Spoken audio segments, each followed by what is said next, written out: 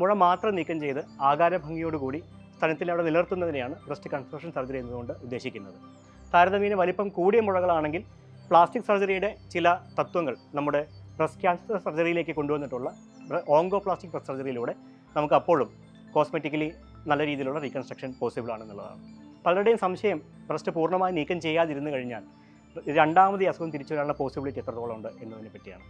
നമ്മൾ ദീർഘകാലങ്ങളായ പഠനങ്ങൾ ഇതിൻ്റെ അടിസ്ഥാനത്തിൽ ഉണ്ടായിട്ടുണ്ട്. അതിൽ നിന്ന് സൂചിപ്പിക്കുന്നത് എന്താണെന്ന് വെച്ച് കഴിഞ്ഞാൽ കുറച്ചു കാലം ഇത് നമ്മൾ ഫോളോ അപ്പ് മുന്നോട്ടേക്ക് നമ്മൾ ചെയ്ത് കഴിയുമ്പോൾ ബ്രസ്റ്റ് കൺസ്ട്രക്ഷൻ സർജറിക്ക് ശേഷമാണ് അസുഖം രണ്ടാമത് വരാനുള്ള പോസിബിലിറ്റി കുറഞ്ഞിരിക്കുന്നതായിട്ട് കാണുന്നത് എന്നുള്ളതാണ്.